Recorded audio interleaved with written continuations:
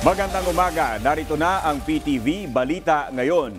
Diyanig po ng magnitude 7.4 na lindol ang Surigao del Sur kagabi. Base ito sa pinakahuling ulat ng PHIVOLCS mula sa inisyal na report na magnitude 6.9. Sa iba't ibang kuha ng mga netizen, kita at ramdam ang napakalakas na lindol.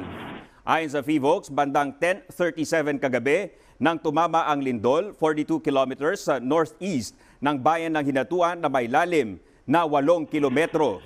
Naramdaman naman ang intensity 7 sa bayan ng Tandag at intensity 6 sa Bislig sa nasabing lalawigan. Samantala, inalis na ng PHIVOLCS ang tsunami warning na itinaas kasunod ng lindol. Ang huling naitalang oras ng tsunami wave arrival sa Pilipinas ay 2:52 a.m. sa Hinatuan Bislig Bay Station sa Bawes Island. Ibig sabihin, lumampas na sa bansa ang banta ng tsunami. Sa panayam ng Radyo Pilipinas kay Dr. Teresito Bacolcol, Director ng DOST PHIVOLCS, ang tumamang lindol sa Surigao del Sur ay maituturing na major at destructive earthquake. Sa kanilang monitoring as of 8 a.m., nakapagtala na ang PHIVOLCS ng 542 aftershocks pero asahan pa rin ang aftershocks sa mga susunod na oras at araw.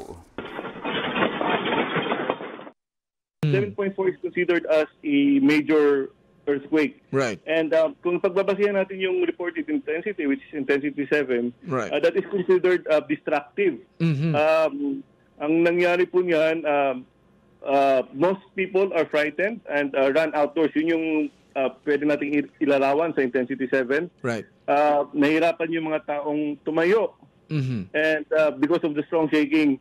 And yung church bells may ring kusang because of the shaking, yung mga kampana sa simbahan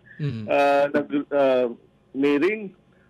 Old or poorly built structures may suffer considerable damage. Right. And some well-built structures are slightly damaged. And pwede rin magkaroon ng crack sa dikes, fish ponds, road surface, or concrete hollow blocks. Samantala, 3 ang patay at 7 ang sugatan sa pagsabog sa gym ng Mindanao State University sa Marawi City kaninang umaga. Base sa paunang impormasyon, nangyari ang insidente bandang 7:30. Sa gitna po yan ng bisa na dinaluhan ng mga estudyante at guro. Kinundina naman ni Lanao del Sur Governor Mamintal Adyong Jr. ang pambobomba. At yan ang mga balita sa oras na ito. Para sa iba pang updates, i-like at i-follow kami sa aming mga social media accounts. Ako po si Dominic Albelor. Magandang umaga.